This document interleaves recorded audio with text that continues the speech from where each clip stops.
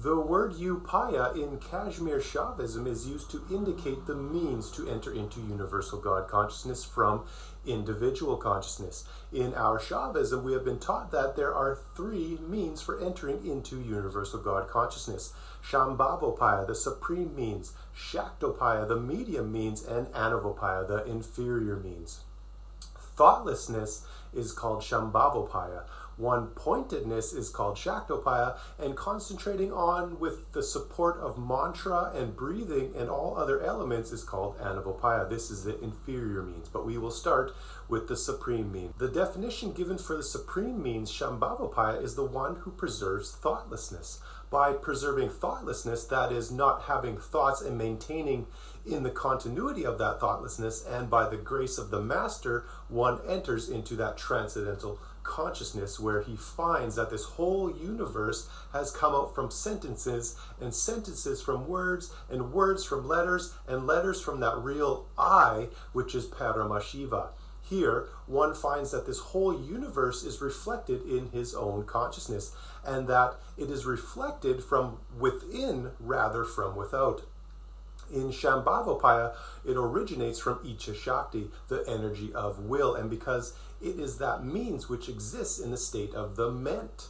In Shambhavopāya, there are no means to travel upon. It is the ment. There is nowhere to go. You are the knower, and you must reside only in the ment. The rest is automatic. It must be realized, however, that you yourself must come to this point where you reside in the ment, and this you do by maintaining the continuity of thoughtlessness. When you reside only in the ment, it is then the grace of the Master that carries you. You must reach that state where only your Master shines for you. This means that you must merge in your Master's consciousness. In this state, you do not exist, only your Master exists. Now, Masters select disciples for this Upāya who are highly developed in awareness. Until then, you will not be accepted by the Master for this Upāya. In this Upāya, the Master functions more than does the disciple. Now, in our Kashmir Shaivism, we say a light bug shines only for himself. Jewels shine not for only themselves, but for a few others also. The stars shine for even more, the moon shines for still more, and the sun shines for the whole universe. As the light bug or firefly has sufficient light to show his own body, there are those yogis that are sufficient only for themselves. They cannot help anybody else. There are also yogis who are like jewels. They shine so that their light illuminates those that are near themselves. Those yogis that shine like stars illuminate even more with their light, and those that shine like the moon illume still more. But the Shravati yogi, established into Shambhavopāya state, is just like the sun. He lights the whole universe. Now, next is the medium means to enter into that transcendental state of consciousness, which is Shaktopāya. This Shaktopāya is the Upāya which functions by the means of energies. Shaktopāya originates from Jnana Shakti, the energy of knowledge. Now, in Shaktopāya, one only has to see and concentrate on that supreme being that is found in two actions without actions. This is called centering. In Shaktopāya, centering can be practiced between any and all actions or thoughts. In centering, the yogi must develop a great firmness of awareness. This awareness must not become loose. If the yogi's awareness becomes loose and broken, then he falls and enters into that lowest Upāya, Anavopāya. He will lose the right to tread on this path of Shaktopāya. Now, in this practice, there must be continuity in the cycle of his awareness. Only by maintaining an unbroken chain of awareness will he be able to discover the reality between any two thoughts or any two actions. Now, he can center between any two thoughts or any two movements, between one thought and another thought, between waking and dreaming, between one step and the next step, between one breath and the next breath. All actions and all thoughts are the proper framework for the practice of Shaktopāya. The Shaktopāya yogi must simply insert continuous awareness in the center of any two actions, such as in between the steps you take, or in between the breaths you take, or your thoughts, one thought and another thought, When one thought has left your mind, you put awareness there and hold it before another thought has a chance to rise. In this junction is where you should put your focus. And now the inferior means is Anuvapaya.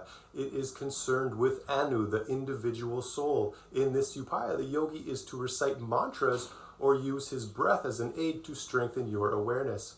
Anuvapaya is the Upāya which functions in the process of concentrating on Uchara, which is breathing, Karana, which is the organs of sensation, Dhyana, contemplation, or concentrating on a particular place. Now, Uchara means the concentration on the breath. You have to continue breathing deeply and find the point, that center between the two breaths, the incoming breath and the outgoing breath. This is the ending point and the beginning point, and also the center of the span of the breath. It can be either with sound or without sound. Now, Karana means organ, and in particular, it means the sense organ. Concentrating on Karana means having and maintaining one pointedness through vision or any of your five senses. And now in Karana, the sense of sight is predominant. For example, in concentrating on Karana through the sense of sight, you have to look at a particular thing. You must go on looking without blinking your eyes. You should go on seeing that one point with unbroken awareness. And when that point vanishes,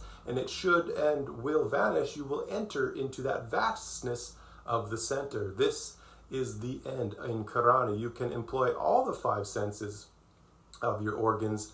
However, the senses other than sight, you must remain aware of where the sensation first arises, where you first hear a sound, or where the feeling of touch or smell first arises. That very first moment, you put your focus and your awareness on that moment, on that movement. Over time, this practice will create that one-pointedness. Now, the third is dhyana, is contemplation on some point. There are different forms of dhyana. For example, you are practicing dhyana when you contemplate on the lotus in your heart, or on the meaning of some mantra, such as the mantra Soham or the mantra Shiva. Therefore, any time in meditation that you have a mantra, then you have dhyana, then you have that contemplation.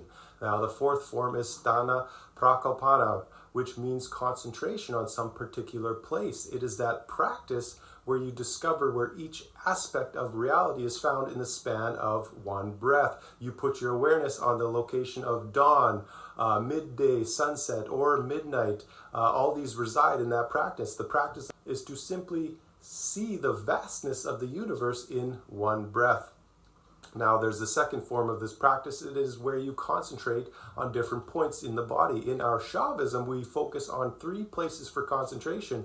One place is between the two eyebrows, the second place is at the throat, and the third place of concentration is in the heart. Now, there's difference between Anuvapaya, Shaktapaya, and Shambhavapaya, and it is this: in Anuvapaya, the strength of your awareness is such that you have to take the support of everything as an aid to maintaining and strengthening your awareness.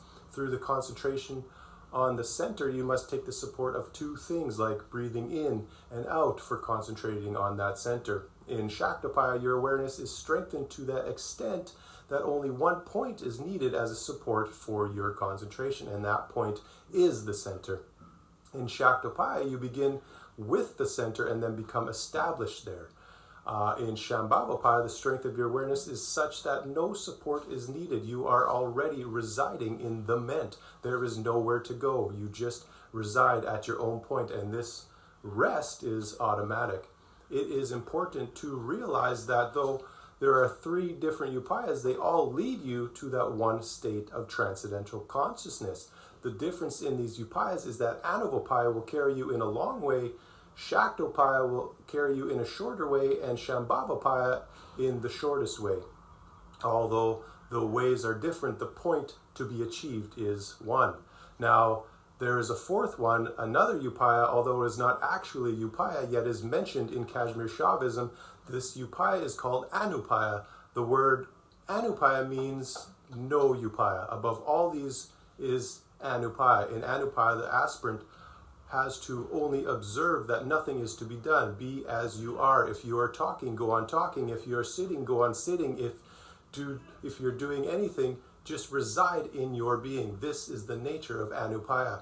Anupaya is attributed to Ananda Shakti, the energy of bliss of Lord Shiva. This is Kashmir Shaivism. This is Tarika philosophy. Om Namah Shivaya.